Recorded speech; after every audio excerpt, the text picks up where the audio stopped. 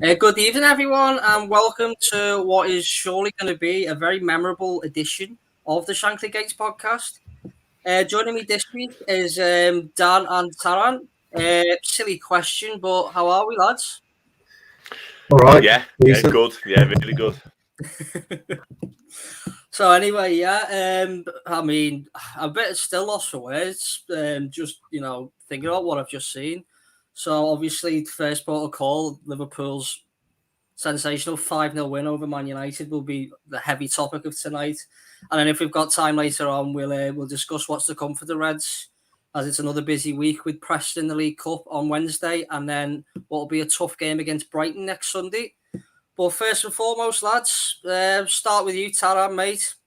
Just sum your emotions up at this point, mate.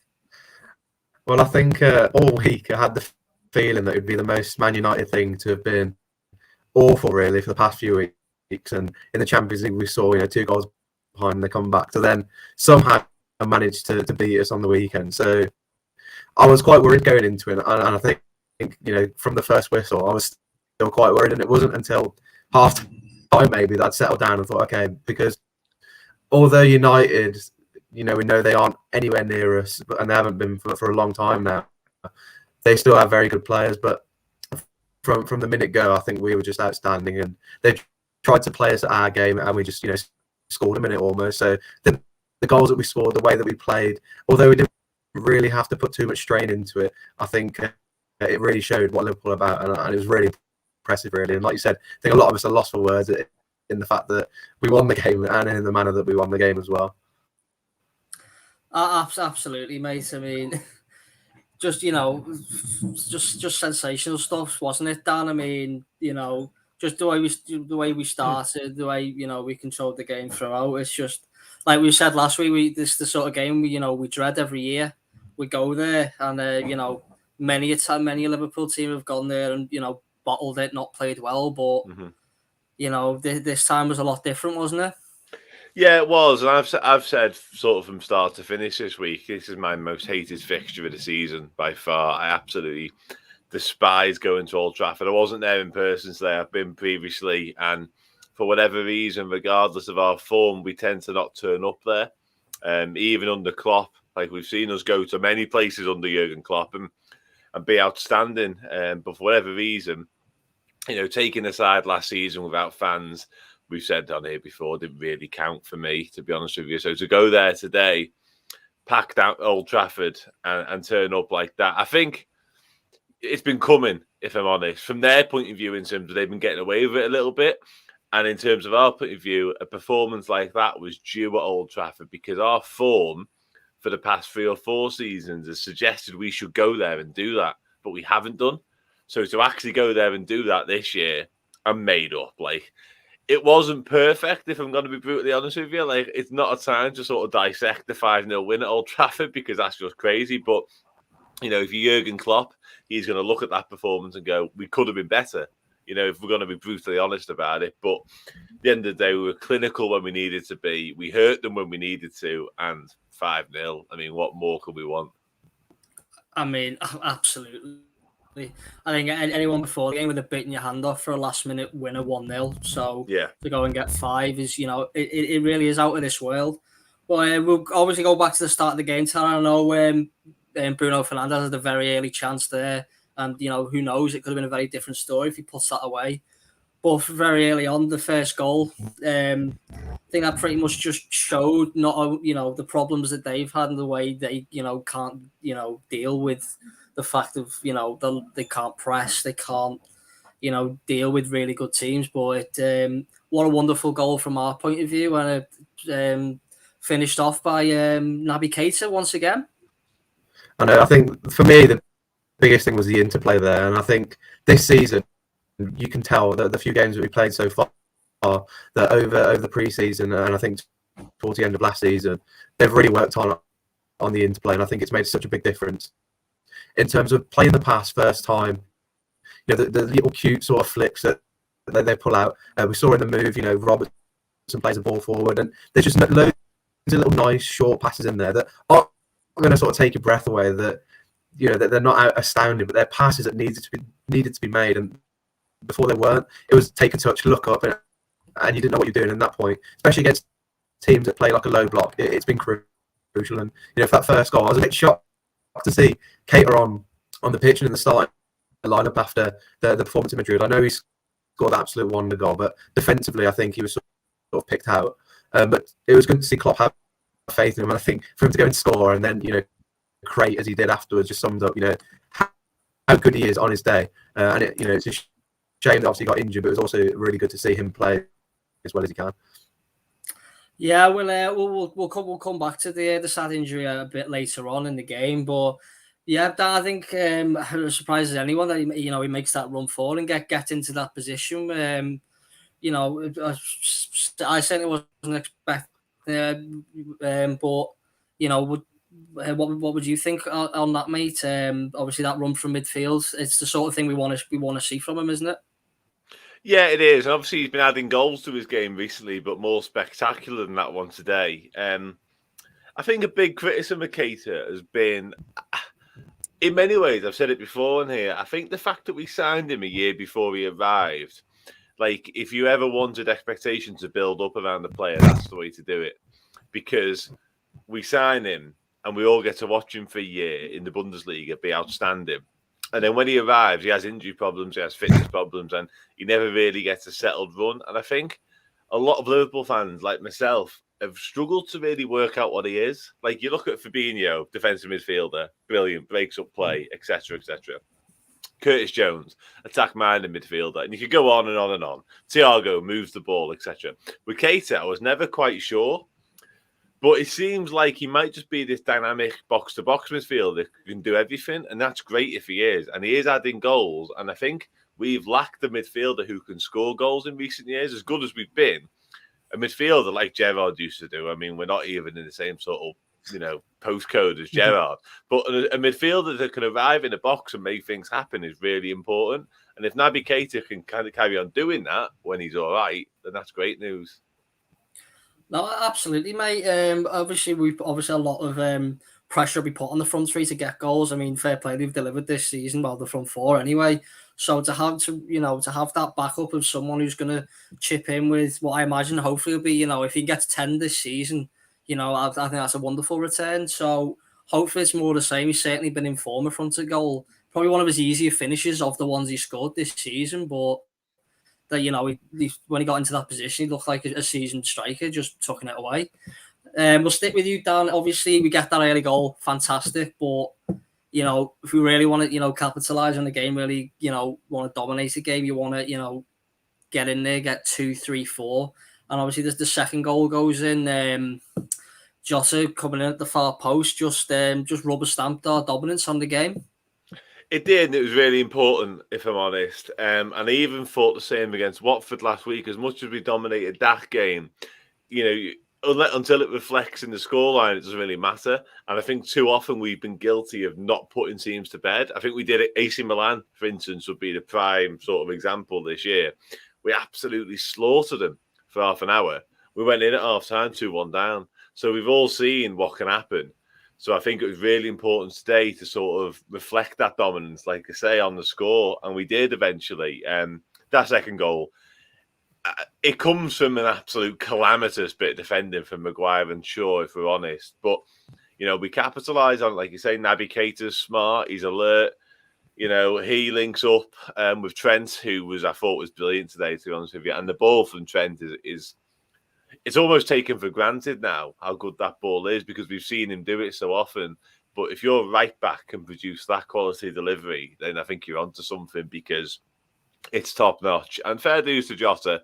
I was surprised he started. I think we probably all were, if we're going to be honest, especially over Mane and not Firmino.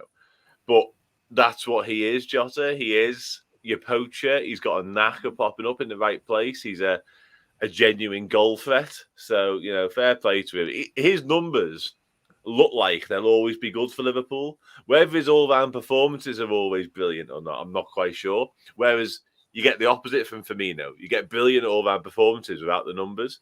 But Jota looks like he will always score goals, and that's a really important thing.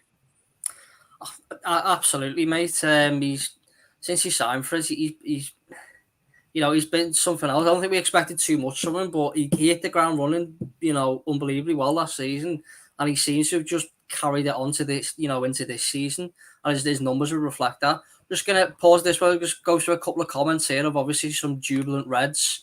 Paul, what a game, boys, over the moon. Fantastic. And Mike as well, he's just got back from the game, best day ever. I mean, if you're ever going to go to a game, what a game to be at.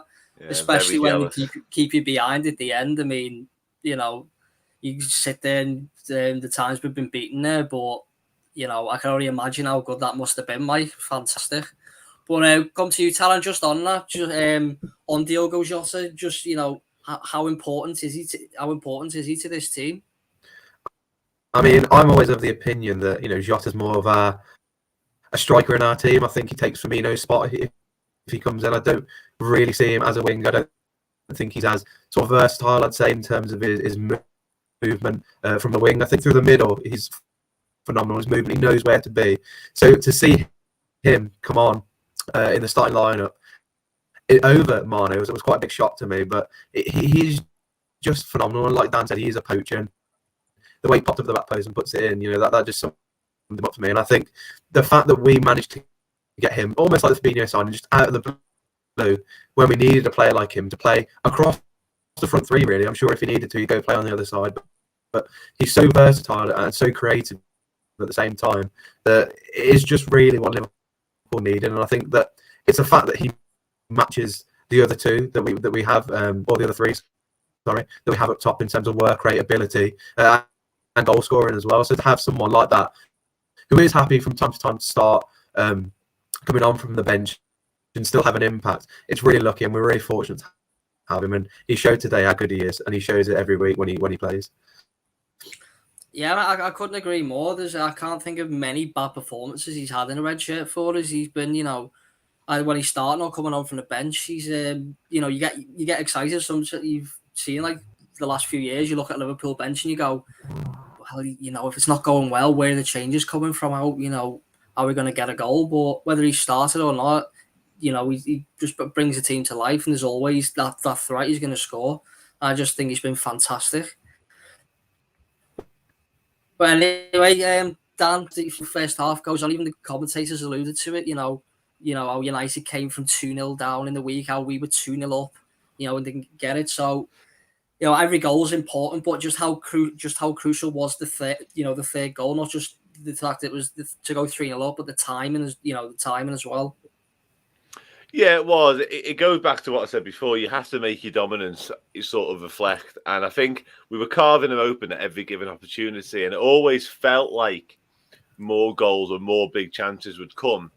It was a matter of who was going to take them. Because, I alluded to it off air. I actually don't think we were perfect today. Far from it. I don't think our passing was as crisp as it could be. Certainly in the midfield. I felt like final third we were pretty ruthless. And final third we always looked sharp. But even defensively, we weren't poor defensively, that would be unfair, but we gave the ball away a little bit too easy and we allowed them sort of half opportunities. And even at 2-0, you think we shouldn't be doing this, So to go and make it 3 was really important.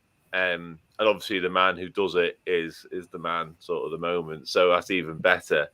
But yeah, it's a difficult one because I hate being, critical of Liverpool at the best of times. But, I thought it was really important when we weren't quite at our A game, that when we did create opportunities and we were gifted some opportunities on a plate as well, we took them and we just kept kicking them while they were down. Because even at 2-0, they'd have looked back on their recent history against Atlanta and against teams before that. They've probably come back from 2-0 before now this season because it's kind of what they do, really. But you can't keep giving sides 2-0 head starts. And we proved today that you can't give a side like us any sort of head start. No, I we were far too good to them. I do agree with you, Dan. I do think we went really out of third gear. The way it's a sloppy time, especially at 2-0 when we were giving the ball away. Obviously, Jones comes on for Milner, and he didn't look settled for me personally. But we are nitpicking here. I'm not having a go at anyone. So anyway, Tyler, the third goal scorer, of course, we wax lyrical about him every single week. I know you missed us last week, whether there's won the goal against Watford. So I'll let you have your say on the man, the legend, and the best player in the world by a country mile at the minute of Mohamed Salah. I mean, I think the comment that I've been making recently is we know how good he is, but the man's just come onto a different level in the past few games, and I just can't believe that he has become like this. I think we knew how good he is. The first season he came, he hit the ground running, he was phenomenal. The goals that he scored, how consistently he was scoring. And although he was scoring big goals and churning out big numbers like he has for the past few seasons, he hasn't been at this level in terms of influence in the game, and so almost fearful, I'd say. I think apart from the first season, he hasn't been feared by teams, and now he is again, and I'm so glad that he is, because there's nobody that I've seen in a long time that does that, aside from the two greats are, Ronaldo and Messi, and he does it week in and week out, and his performance today, it's just clinical, really. I think we moaned before the amount of chances Salah used to miss and sort of take for himself when he could have given it to Mane or given it to Firmino. But every chance he seems to take now just ends up in the back of the net, and it is phenomenal. And it really adds a different dynamic to this team. And I think it brings us back to that whole dangerous sort of attitude that we had in the first season in terms of people feared us, and I'm glad again that people fear us now. And I think that with the opposition and sort of competition we have as well in terms of Chelsea and Man City, even then I think we're still the most feared in the league now. Well, you certainly would say so, definitely. I know I wouldn't want to play against Liverpool at any moment. Certainly now, certainly with Mohamed Salah, with the unbelievable form he's in. I mean, we obviously touched on it last week, Dan. He's just. You don't think he can go to the next level, can you? Just what he does week in, week out. But once again, hat trick today, the first visiting hat trick for a Premier League team at Old Trafford. Just ticked off the list. He was, I think the word definitely was clinical today, wasn't it? Yeah, it was. And he just has this sort of. He's always had that inner drive and want to score goals, hasn't he? And I think. When we often criticise him, or people generally criticise him for being selfish, I think a lot of Liverpool fans were probably okay with that because he was the main goal scorer and always has been. I mean, Mane's come close at times, and Mane on top form and on his day for me is almost as good as Salah, if I'm going to be honest, which sounds ludicrous, but that is probably the case. But he continues to show this will and desire to score more and more goals, and I think that's what keeps taking him to the next level. And we're certainly seeing that this season. He's even saying all the right things. I mean, aside from the contract conversations that we've seen this week, even after the game today, he's saying all the right things. He wants this Liverpool side to challenge again. I think last season hurt him, to be honest. I think not being able to compete on the level that we were really hurt him. So he, this season, looks as determined as anyone to make it right. And he's pretty much on a one-man mission to do so in front of goal. Certainly, it's just ridiculous. I don't know if you want to go into detail on the fourth and fifth, but before we get there, I just need to say that Jordan Henderson pass, I've tweeted about it, should not go overlooked. This is a ridiculous result. 5-0 at Old Trafford is ridiculous. Salah hat-trick, Keita goal, etc., etc. That Jordan Henderson pass is a joke. Yeah. Mate, if that was exactly the Mo Salah assist for Watford last week. Yeah. I think it's better. I think Henderson's better because Salah can see his. I'm talking it down is silly, but he can see that pass is on all day and he hasn't got a single defender to beat. He's just got to get it round him. It's a great ball. But Henderson's, it's gone through the heart of Manchester United. It's just silly. No, it is. Like I say, if that was Mo Salah, the attention would be brought up a lot more. So you're dead right to point it out. Just in terms of time, we won't go through them in too much detail because there's so much to get through. But Taran, we do have to speak of. It wasn't perfect for us. We did suffer a couple of injuries in the game. James Milner going down in the first half. And then obviously Naby Keita being stretched off in the second half after the poor two-footed challenge from Paul Pogba. It's like centre-back last season at the minute. It seems it's the central midfield's the danger position, as it were, this season, isn't it? Yeah, well, we talked at the start before the games had even begun that we were a bit light in midfield, and I think even with all the signings that we've made in the past in terms of Ox and we brought Jones through the academy, and I think we had big squad depth coming into the season, but obviously I know Dan mentioned it before that when you lose that depth, when you have injuries to that depth, you really struggle. And I think now we're gonna find that the Elliott injury was such a freak accident, but that sort of started the process, and it's almost been a bit downhill from there. And it's a shame really because Keita, it happens every season. I feel it's almost like a curse where he'll go on a run, where he's incredible and he's on top form, and then all of a sudden it's either like a slight injury or like today, an injury like that. And I know we've talked that Klopp has sort of commented saying it's not too bad, but at the same time, it's going to keep him out probably for a game or maybe for two.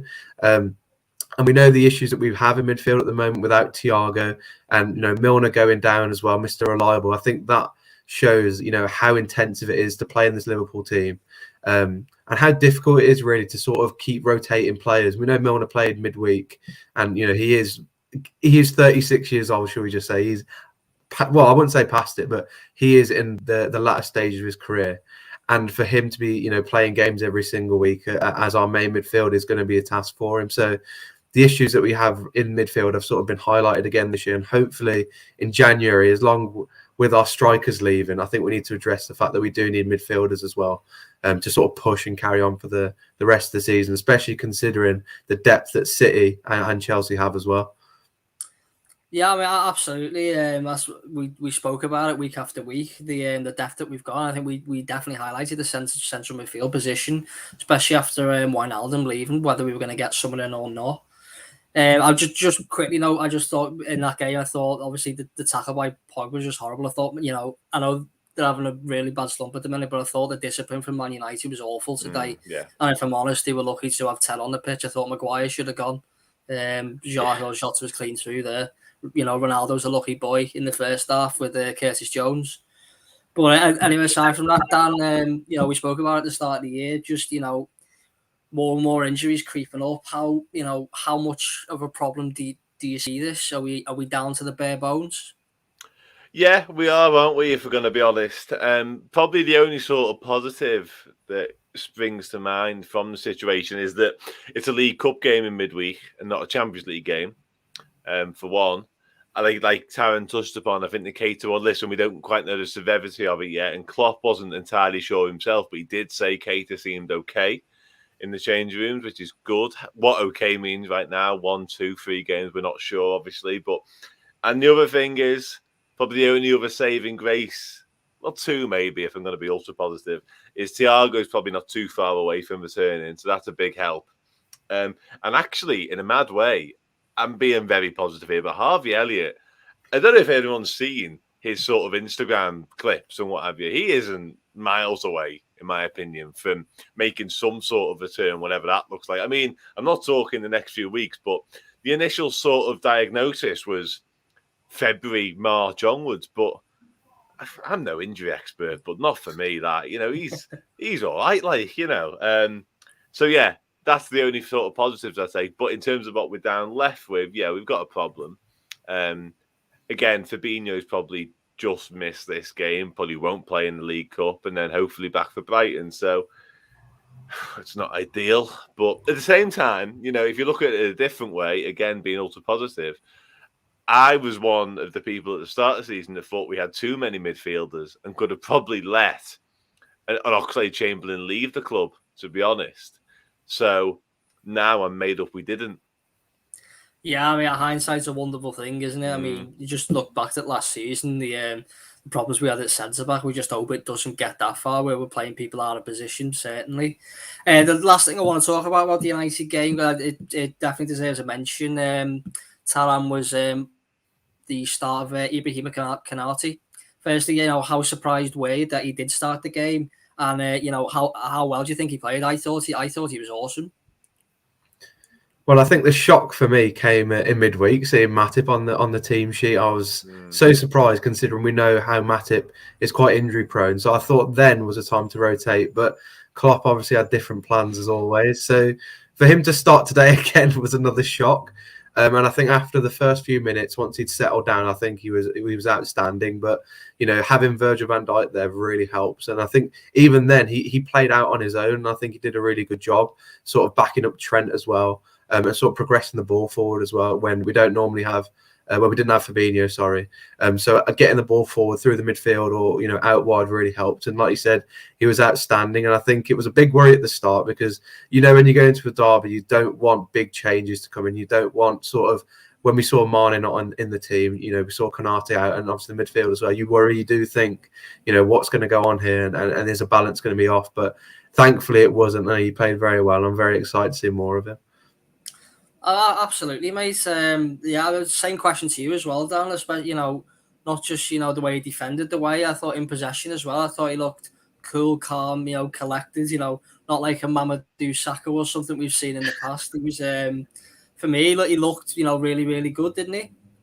Yeah, he did. Really impressive. And we haven't seen much of him, to be honest with you. I thought we'd seen a little bit more by now, but in sort of that a typical Klopp fashion with a new signing, he's not really giving us much of a glimpse yet. But listen, he's got all the attributes, hasn't he? And to turn up in a game like that, that was a full double take moment for me when I seen the team sheet, to be honest with you. I did not see that. You could have asked me to pick 4 or 5 sides prior to the game. I don't think he'd have been in one of them, to be honest with you.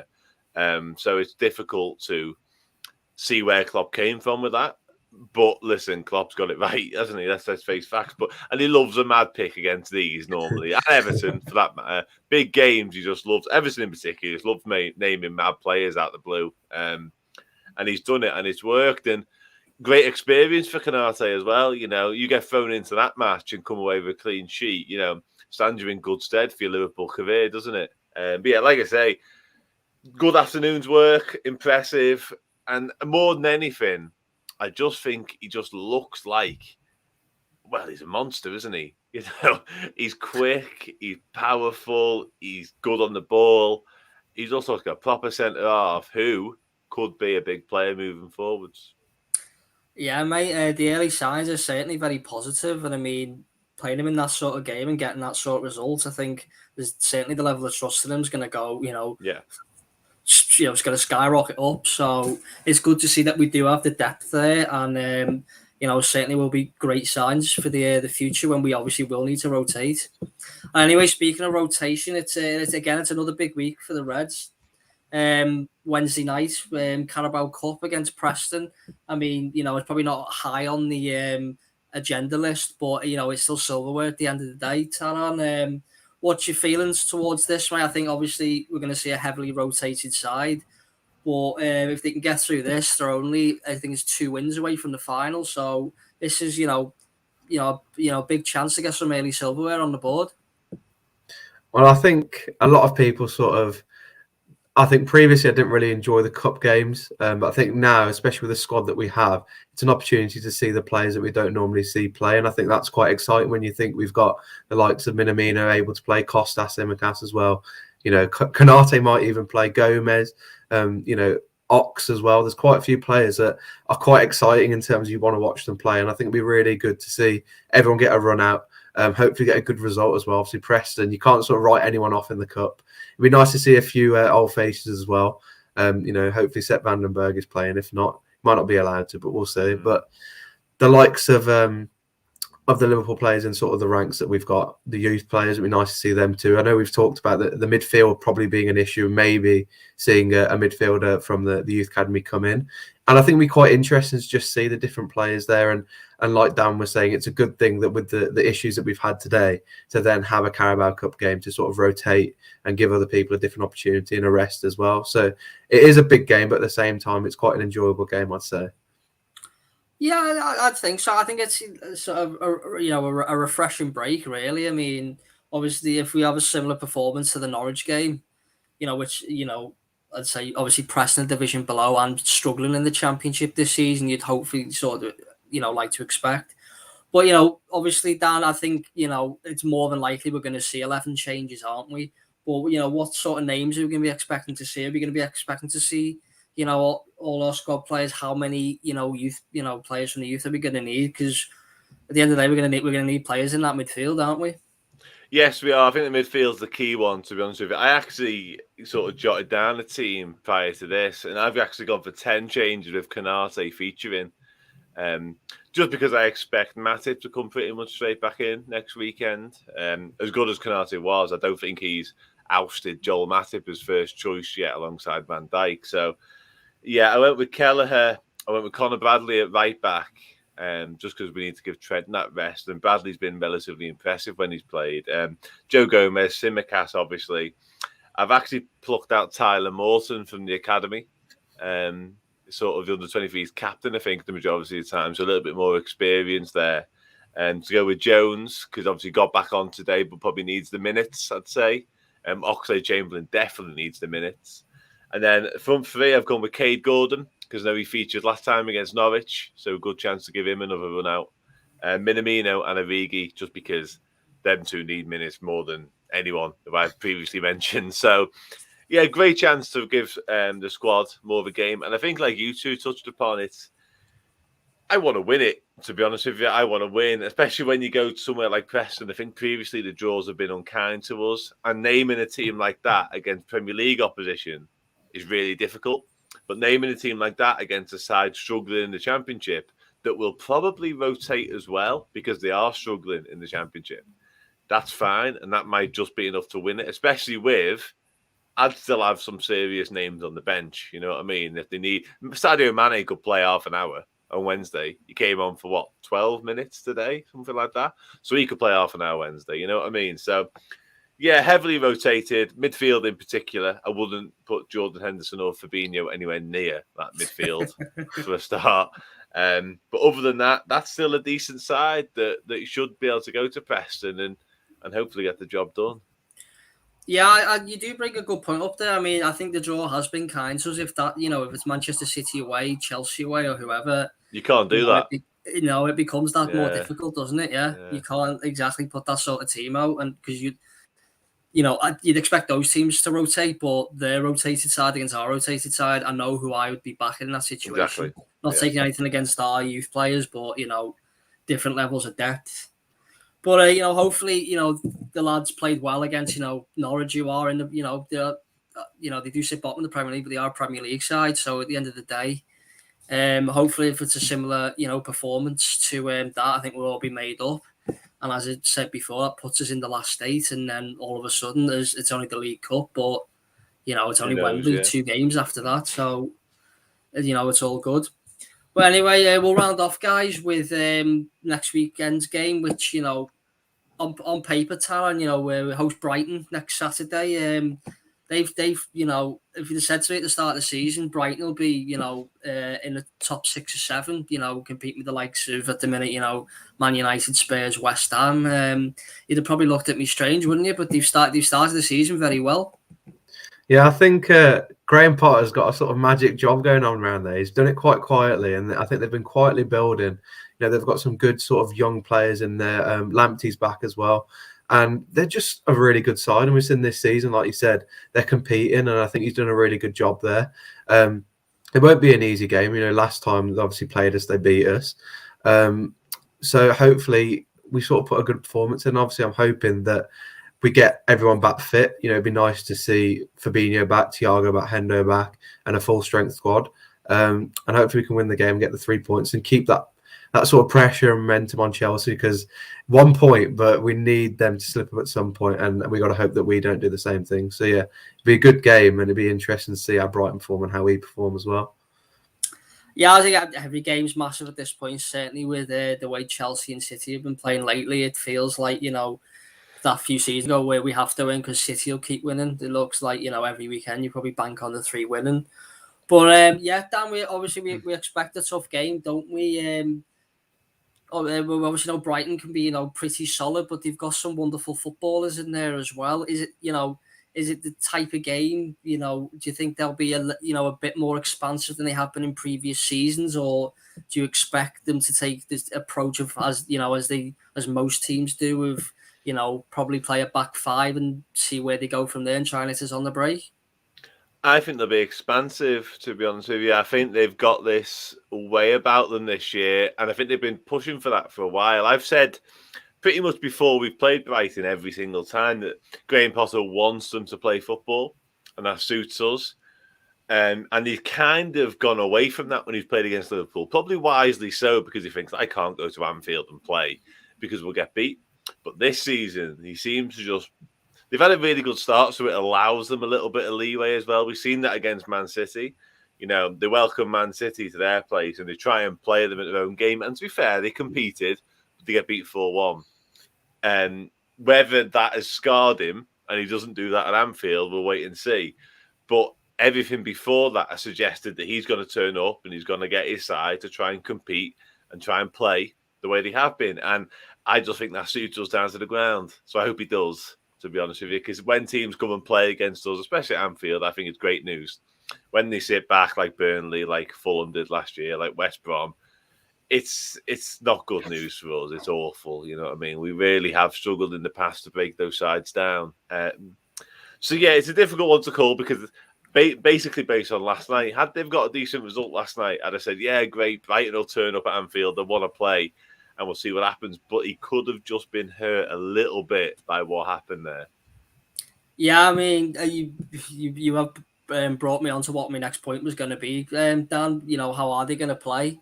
Taron, I don't know if you saw the game. Obviously, they got beat 4-1 by City, playing, you know, that sort of expansive football.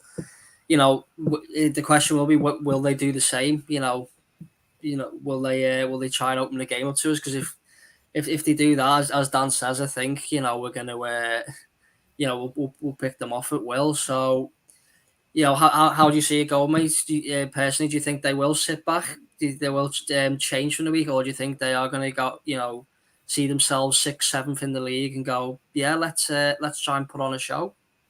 Well, I think like Dan's just said there, after playing City, you probably would expect to be a bit hurt, and I think that Graham Potter is quite versatile in his tactics, and I think we've seen before that they can sit back and play counter-attacking football and do it quite well. I think also looking at the results of teams, not around them, but teams sort of like Norwich that sort of like to come out and play their game, and seeing how they've been treated this season, how they got treated by Chelsea the other day as well. I think that might sort of play on his mind. And I think that's why he will probably try and sit back and counter-attack. But you never know how the game might go. And I think if we have a strong start and we don't really get anything from it, then we might see him coming out more and more. And it's not like we haven't sort of struggled against teams that come out and play against us, like the Brentford game. They sort of come out and play against us, and we do struggle against that from time to time, because it is a shock, really, when a team like that comes out and plays against you, and you can switch off almost. So we've just got to adapt and see what we can do, and you just got to hope that we don't become complacent after today's win, because as much of a good win as it is, there were issues, and I think we struggled to sort of keep our foot on the ball in the early doors when teams were coming on to us. And that, if United had been clinical, I think we could have been maybe 2 or 3 goals down early doors without even replying, maybe. But it also comes down to who was clinical, and we've got to be clinical. And I think that we can be against Brighton. And yeah, just got to hope we get the 3 points and keep it going. Yeah, mate. It's obviously all, like you say, all well and good beating United 5-0. If we follow up by getting beat by Brighton next week, you throw all your good all the good work away, don't you? But anyway, just a quick one. Obviously, the team next week, Dan, comparing it to like another League Cup game, comparing to this week. You know, do you see many changes being made? I know it's a bit difficult with a week in advance. Which one of the front four do you think is going to miss out this week? That's a great question. I think Firmino might miss out against Brighton. I think he might go with the Jota, Mane and Salah situation. Just because of the different styles of play, to be honest with you, especially if they do sit back. I think if teams sit back against us, Jota's a better option, because having the 3 that are willing to run in behind and pop up in, like we mentioned before about Jota, pop up in them goal-scoring areas and have them more natural goal threats than Firmino, because as great as Firmino is, his sort of strengths and his best part of his game are dragging people away, as in dragging defenders out. But if you're playing against Dunk, Duffy and Adam Webster, they're not going anywhere, those 3, you know what I mean? They're not getting dragged out anywhere. So having the likes of Jota and those little sort of Salah and Manes who's going to run around them all day, that's probably your best bet. And in terms of everywhere else, like I said earlier, I'd probably bring Matip straight back into the side, just because I think him and Van Dijk are still our strongest 2. centre backs, and midfielders, whoever's fit and ready to go, probably. But it looks like Fabinho is nothing to worry about whatsoever. So he's probably a shoe-in alongside Henderson and probably alongside Curtis Jones, as I said. Yeah, I mean, obviously a week's a long time to go. We'll wait and see on those fronts. But yeah, just finish off, Taran, your thoughts on that. Would you agree Firmino the one to be rotated? And where do you stand on Matip and Konate? Which one do you think will get the nod? Yeah, I think I agree with Dan. I think it's quite difficult with the Firmino and Jota one. I think if Brighton sit back, it would be much better to have Jota in there because he's in the box, and Trent's going to love to cross the ball into there as always. He has to do it every single game. Doesn't matter what's going on. So Jota is good. He pops up in the box. He's got a good spring on him, and he could beat defenders. Doesn't matter if they're Dunk, Webster, or Duffy. So can't beat Dan Burn though. Just want to say, not Dan Burn, no. He's 6 foot. He'll be at left back. He'll be marauding. No one's beating him. So I think that would be a big factor. But also at the same time, I think at the moment Firmino's doing a good job in sort of linking up. And the fast passing that we're sort of playing at the moment to break teams down when we sort of need to shift them back quite fast is working quite well at the moment. I don't think Jota can do that as good as Firmino can. So I think it depends really on how Klopp wants to set up the team. I think if Thiago's back in, I think that Jota will play up front. But I think if we're lacking that extra bit of solidity and creativity in midfield, then I think that Firmino will play in and sort of link it up a bit more. But I agree that Matip needs to come straight back in because him and Van Dijk playing at the back are unreal. And, it'd be nice to have Fabinho back because I think Hendo in the 6 is phenomenal. But at the same time, we need his legs sort of driving forwards and backwards. And I think Fabinho as well just gives us that extra solidity in midfield and lets us play forward a lot easier than Hendo being in there as well. So it'll be good to see that the changes that are made. But yeah, I think it'll be sort of bog standard in terms of the selection. Yeah, I think I agree with both of you, gents. So I think Bobby will be the one to be rotated. Salah, you can't rotate for obvious reasons. Mane, will be the one. He'll come back in, not much time.